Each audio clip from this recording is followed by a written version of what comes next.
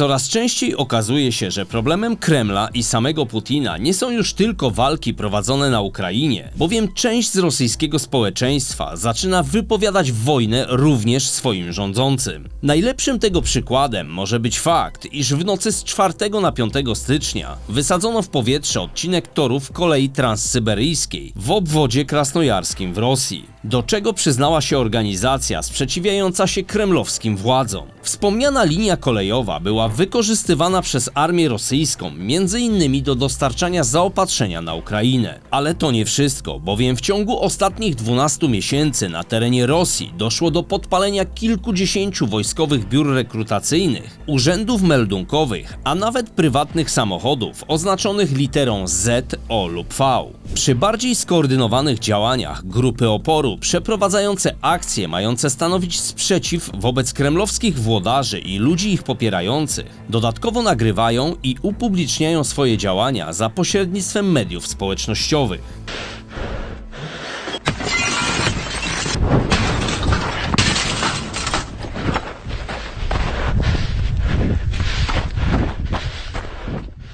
Nim jednak rozpoczniemy dzisiejszy materiał, chciałem podziękować przede wszystkim Wam, moi wspaniali widzowie, za suby, łapki w górę i za to, że jesteście. Jeżeli oczywiście nie będzie to dla Was kłopotem, a chcecie być na bieżąco z moimi materiałami, to możecie wcisnąć przycisk po prawej stronie ekranu, zaznaczając dzwoneczek. Oczywiście zapraszam Was również do naszego sklepu, gdzie możecie w ramach wspierania polskiej, wciąż kopanej w 4 litery przedsiębiorczości, nabyć strategiczną grę planszową Globalista i inne oferowane przez nas produkty. Z góry dziękuję w imieniu swoim i całego naszego zespołu. A teraz zobaczmy, jak zwykli ludzie zatruwają Putinowi i jego kremlowskim poplecznikom życie.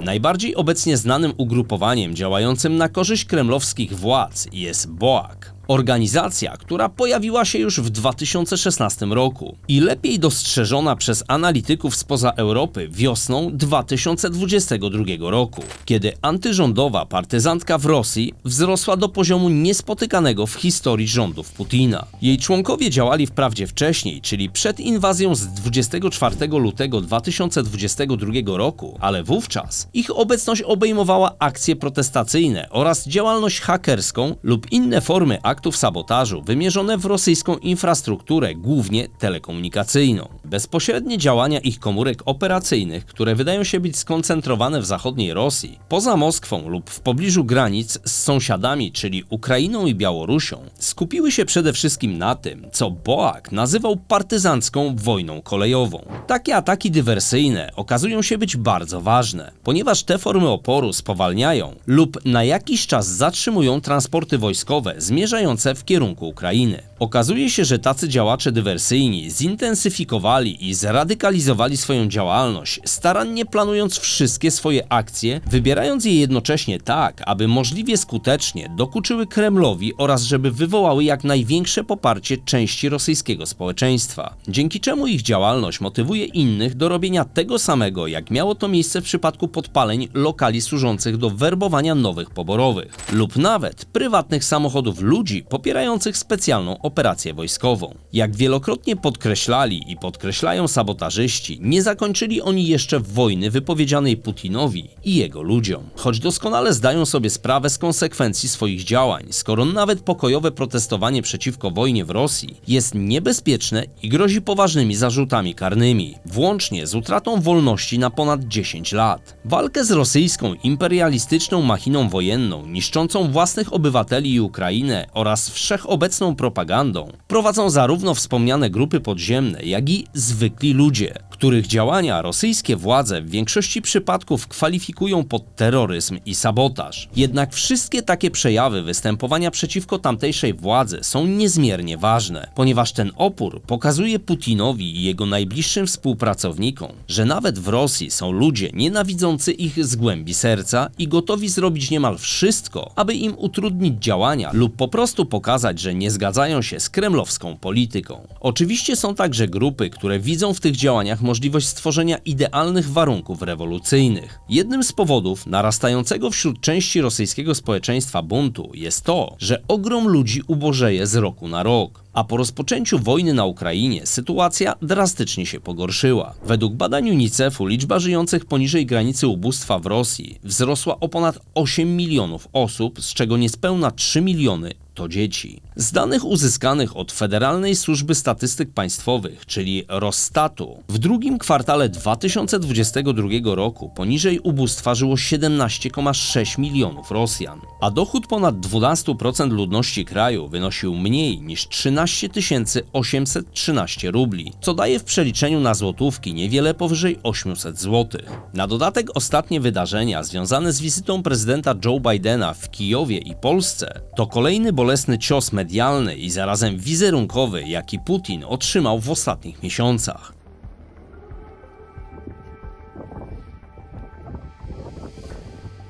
Amerykański przywódca zakpił sobie z moskiewskiego niedźwiadka, symbolicznie obnażając tchórzostwo Putina, który unika jak ognia publicznych wystąpień, zastępując je zdalnymi, a w wyjątkowych przypadkach osobistych spotkań zachowuje najczęściej kilkumetrowy dystans od osób, z którymi się spotyka. Z całą pewnością również, jak już kilka razy wspominałem w poprzednich swoich materiałach, w polepszeniu jego wizerunku w oczach rosyjskiego społeczeństwa nie pomaga mu również coraz silniejsza pozycja Prigorzyna, a wraz z nią już nawet nieukrywany wewnętrzny konflikt, który w ostatnich dniach urósł do miana wojny domowej szalejącej w Moskwie wśród najbliższych współpracowników Putina. Jak ujawniły niektóre media, szef grupy Wagnera publicznie oskarżył ministra obrony Szojgu i szefa sztabu generalnego Gierasimowa o zdradę. Wracając jednak do wątku przewodniego, czyli coraz bardziej negatywnych dla Putina nastrojów społecznych, to nie tylko serwis BBC, ale również inne światowe media, w tym nawet arabska Al Jazeera, coraz głośniej mówią o putinowskim problemie z sabotażystami wśród rosyjskiej ludności. Ten aspekt wojny przybiera na sile i jest napędzany dodatkowo rosnącym rozgoryczeniem, biedą i kompromitacją ich matuszki Rosji. Czarę goryczy u wielu Rosjan, i to nie tylko z najbiedniejszych środowisk, przelewa obecnie także brak jakiejkolwiek możliwości manifestowania w pokojowy sposób swojego niezadowolenia z kremlowskich władz, a także surowy zakaz przejawiania choćby najmniejszej dezaprobaty związanej z inwazją Rosji na Ukrainę, które są brutalnie tłumione. Zorganizowana opozycja w Rosji, która może brać udział w wyborach, może prowadzić kampanię, może organizować masowe protesty. To naprawdę nie jest możliwe w tym momencie. Najlepiej było to widoczne kilka miesięcy temu, gdy dziesiątki tysięcy Rosjan pokojowo demonstrowały na ulicach i krytykowały tę agresję w mediach społecznościowych. Wówczas rosyjskie władze zastosowały bezpośrednie środki represyjne wobec demonstrantów i krytyków, aresztując co najmniej kilkanaście tysięcy osób za naruszenie obowiązujących w kraju przepisów dotyczących zgromadzeń publicznych. Władze rozprawiły się wtedy również z niedobitkami niezależnych mediów, zmuszając je do likwidacji, opuszczenia kraju lub ograniczenia relacji z wojny oraz cytowania jedynie rosyjskich oficjalnych raportów. Wiele organizacji pozarządowych zajmujących się prawami człowieka zostało uznanych za zagranicznych agentów lub określono je mianem niepożądanych. Niektóre z nich zostały zlikwidowane z dnia na dzień. Zablokowano im strony internetowe lub poddano różnym formom prześladowań. Ponadto władze rosyjskie szybko wprowadziły nowelizację wielu ustaw. W ciągu zaledwie kilku dni od rozpoczęcia inwazji członkowie Dumy Państwowej uchwalili zmiany legislacyjne. Między innymi artykuł 207 o publicznym rozpowszechnianiu fałszywych informacji o siłach zbrojnych Federacji Rosyjskiej oraz dwa kolejne, które za wyrażanie krytycznych opinii pod adresem rosyjskich władz, ich działań lub prowadzonej przez nie polityki pozwalały na wyciągnięcie konsekwencji karnych wobec osób upubliczniających takie poglądy. Zmiany prawne zostały przeprowadzone trybem ekspresowym, a po zatwierdzeniu podpisem Władimira Putina nowe przepisy weszły w życie 4 marca. Ten błyskawiczny proces uniemożliwił jakąkolwiek publiczną dyskusję nad nowelizacją i pokazał, że Kreml nie zamierza tolerować głosów krytycznych wobec prowadzonej polityki i rozpoczętej na Ukrainie operacji mającej na celu rzekomą denazyfikację i demilitaryzację Ukrainy. Nacjonaliści otworzyli ogień do cywilów próbujących opuścić swoje domy. Ludzie piszą na ścianach i drzwiach: nie strzelać, tu są dzieci. Dążymy do demilitaryzacji i denazyfikacji Ukrainy. Pociągniemy do odpowiedzialności karnej odpowiedzialnych za krwawe zbrodnie na ludności cywilnej, w tym obywatelach Rosji. To znajoma technika. Widzieliśmy to w Litwie w czasach komunizmu. Kiedy żyliśmy w granicach Związku Sowieckiego, dzieci jeździły na obozy pionierskie, gdzie robiono im podobne pranie mózgu. Po rozpadzie ZSRR, kiedy udało nam się odzyskać niepodległość, zobaczyliśmy, że wszystko, co mówili komuniści, było kłamstwem. Dziś w Rosji widzimy techniki przeniesione wprost z czasów sowieckich. Wprowadzając wszechobecną blokadę dostępu do zagranicznych mediów, a w publicznej telewizji podając jako jedyny poprawny, propagandowy przekaz informacji zgodny z działaniami Kremla, zaczęto prać mózgi większości rosyjskiego społeczeństwa. Wojna informacyjna to poważna sprawa i nie można jej ignorować. Trzeba odpowiadać prawdą. Rosyjskie Ministerstwo Edukacji postanowiło, że wszystkie dzieci od 6 lat wzwyż, czyli od pierwszej klasy, mają być instruowane odnośnie inwazji na Ukrainę, czy jak oni to nazywają, specjalnej operacji. To było oficjalne rozporządzenie ministerstwa. Wszyscy nauczyciele otrzymali instrukcje, jak rozmawiać z dziećmi na temat wojny. Rosyjscy tiktokerzy dostają pieniądze, by czytali z kartki oficjalną narrację. Pomagamy Ukrainie, wyzwalamy ją. Wykorzystują każdy zasób, każdy kawałek układanki. To wszystko skłoniło niektórych ludzi mieszkających w Rosji do podjęcia bardziej radykalnych kroków, szczególnie po tym, jak okazało się, iż protesty, potyczki prawne i inne pokojowe formy wystąpień przeciwko władzy nie przynoszą żadnego efektu, a osoby uczestniczące w takich wydarzeniach, nawet jeśli nie łamały przepisów, to i tak były zatrzymywane, bite i więzione.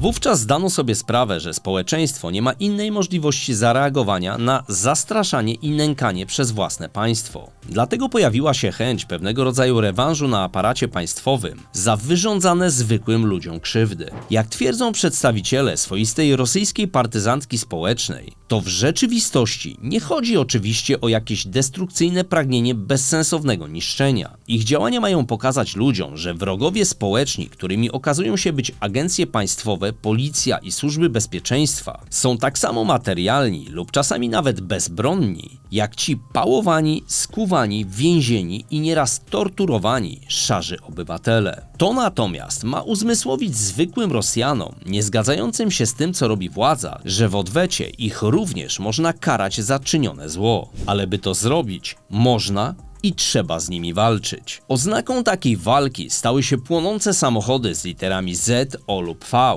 rozpoczęte ataki na urzędy meldunkowe lub lokale, w których przeprowadzano nabór do armii. Takie działania, biorąc pod uwagę fakt, iż większość dokumentów nadal miało formę papierową, sprawiały, że dzięki podpaleniom wojsko straciło wiele istotnych danych. Natomiast innymi przejawami buntu okazało się wysadzanie infrastruktury kolejowej lub telekomunikacyjnej, co wielokrotnie czynili na przykład działacze z BOAK-u. Za częścią z takich zdarzeń stali z pewnością również sami Ukraińcy lub ludzie z nimi współpracujący, choć jak stwierdził w wywiadzie dla Polityki generał Wiktor Jagun, były zastępca szefa SBU, przyczyną serii wybuchów w rosyjskich składach wojskowych mogła być również korupcja. Bowiem jeśli w magazynach brakowało dużej ilości benzyny lub oleju napędowego albo broni, to czasami łatwiej było podpalić taki skład, żeby zatrzeć wszelkie ślady kradzieży i zwalić winę na grupy wywrotowe lub Ukraińców, którzy w niewytłumaczalny sposób przenikali do najbardziej chronionych obiektów na terenie Rosji.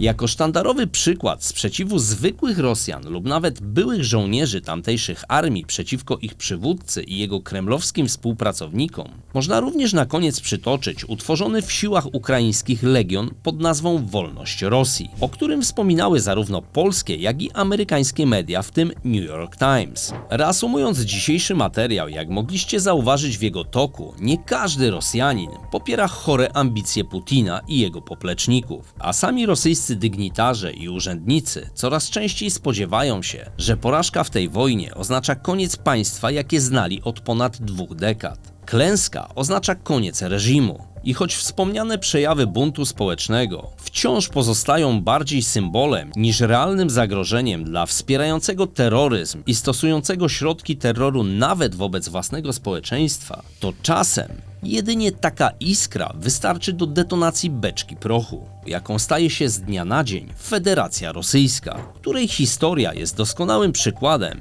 jak pozornie mało znaczący wywrotowcy potrafili obalić cały opresyjny system. Jak będzie tym razem, czas pokaże. Tyle na dziś, dziękuję za Waszą uwagę i do następnego materiału. Cześć!